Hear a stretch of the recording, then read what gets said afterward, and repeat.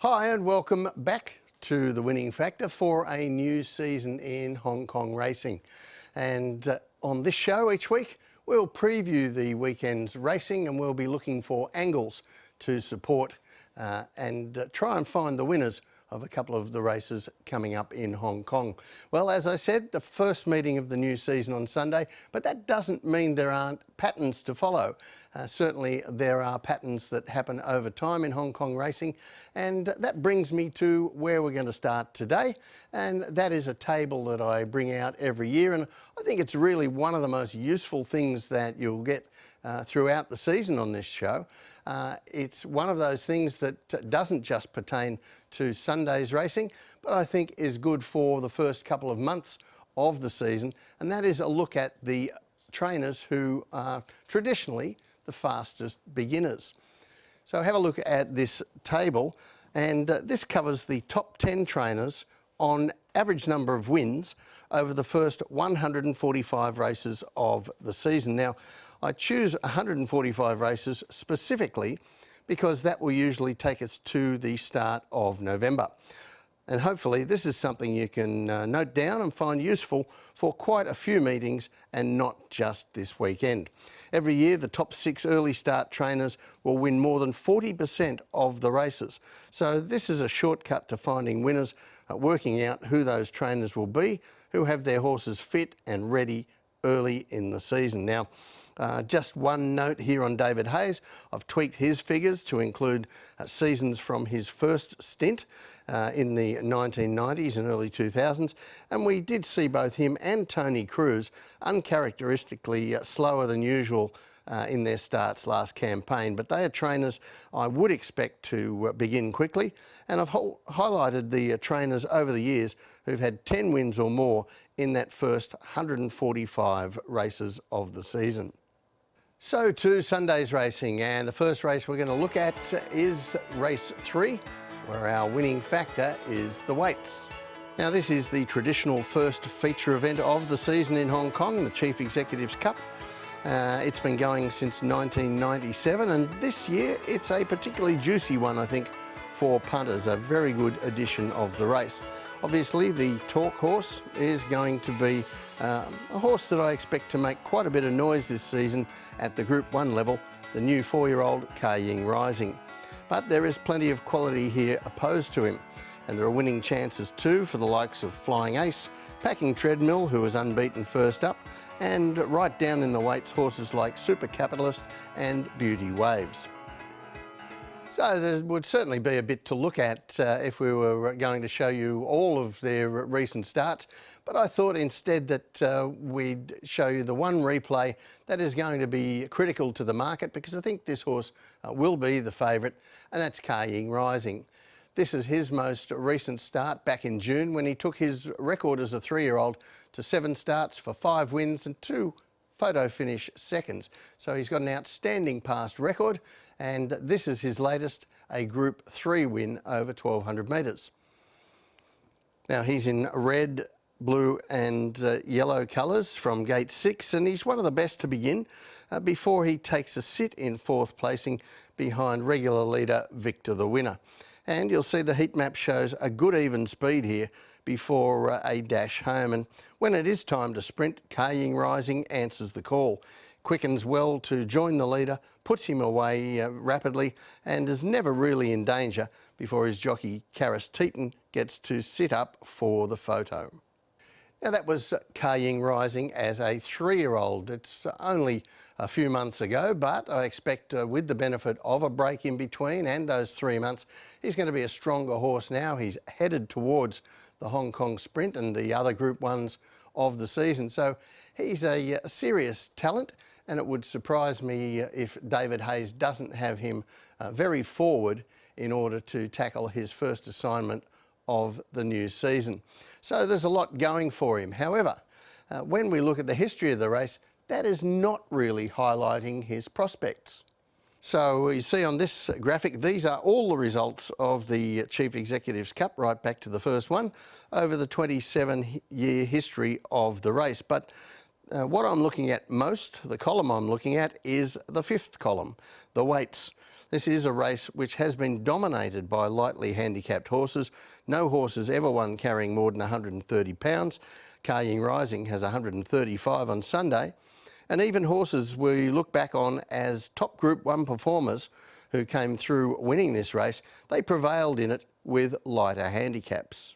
Now, gate 7 of 10 for Carrying Rising might also look a little bit awkward at first glance, although a closer look at the map suggests that isn't going to be a real problem for him.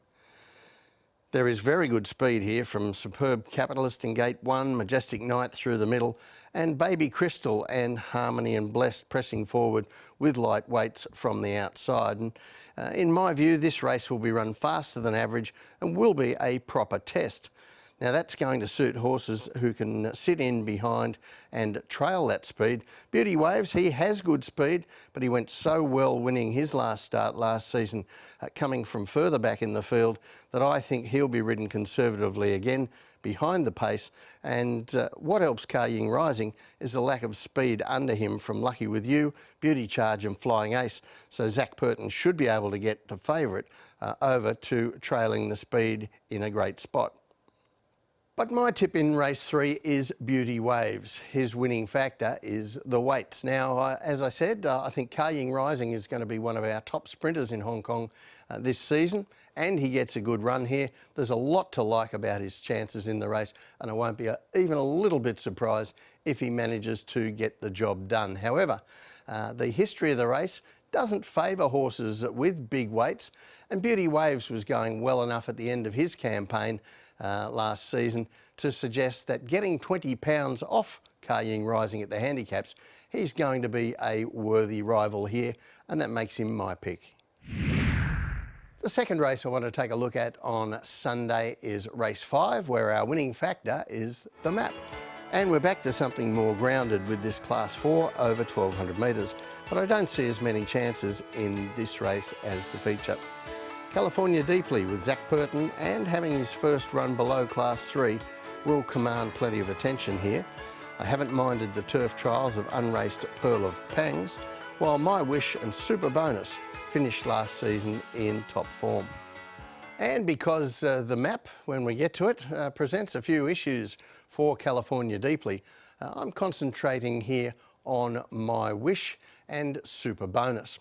First of all, to My Wish. Now, he's only had 2 starts, finished strongly behind the placings at his debut over 1,000 metres, and then went close to breaking his maiden status at his second start when he stepped up to 1,200 metres.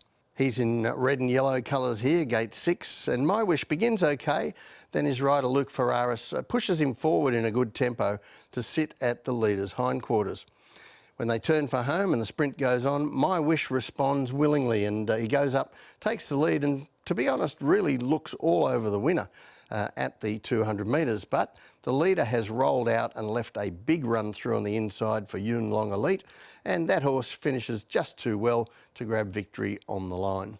So he did all but win that race, and as I said, with only 2 starts behind him, he's a horse with some improvement to come. Now, we probably can't say that about Super Bonus. He's had 15 starts, so we've seen a little bit of him. He's won 3 races, all over the 1,200 metres, and the latest of those 2 have come in succession at the end of his last campaign. But I want to highlight in this replay what a tough effort his second win was. So although he's not what we'd call a promising horse, he might still have a little bit more to give. This is race 788 last season. He's in pink and yellow colours in gate 13, and Super Bonus jumps well, and I think his rider would like to go forward and lead, as he often does, but there are a couple of speedy horses under him, and because of the barrier draw, he can't get around them. Andrea Azzeni persists in his effort to keep getting up outside these horses, and unfortunately they stay there, and he's forced to race 3 wide all the way around, and he would have been forgiven in the straight for weakening. But instead we see fights on strongly to finally get past the leader, and then holds out the late closer along the rails. So that was a tough win from Super Bonus. No, he's not a promising horse. We've probably seen pretty much what he is, but he was tough in that win, and on Sunday I think he's going to get a kinder map than he got on that occasion. The lack of speed in this race is the thing that stands out, and that's a problem for California Deeply.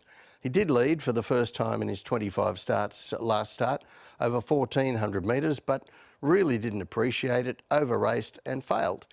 Back to 1,200 metres from an awkward draw, I don't see him being any part of the lead this time, and he's going to be hostage to whatever tempo is set by the likely front runners, Super Bonus and My Wish. Now, we can be sure Super Bonus will be looking for the front, and My Wish, who was sitting second in the replay we saw, is probably outside him. The one thing that could improve California Deeply's chances would be if Luke Ferraris, an aggressive rider, attempts to cross Super Bonus with My Wish, as that would inject pace into the race and negatively impact both leaders. But I anticipate My Wish to be in pretty much the same place he was in that replay we saw, outside Super Bonus, taking the pressure out of the race and making it tough for the ones behind to get past this pair. The tip from me in race 5, Super Bonus. His winning factor, the map. Now, that winning factor applies to both of these horses. I think this is a race, on paper at least, that suits only My Wish and Super Bonus. But we don't have a lot of indication so far. Mark Newnham's only had one season in Hong Kong, the trainer of My Wish. So how ready that horse will be is a little bit of a question mark, while Pierre Ng is the trainer of Super Bonus, and he's shown in both his seasons so far he's keen to get his horses fit and running early, and I think that's a little edge for Super Bonus in this race. Well, that's it for this week on The Winning Factor. Enjoy the opening day. We'll see you next time.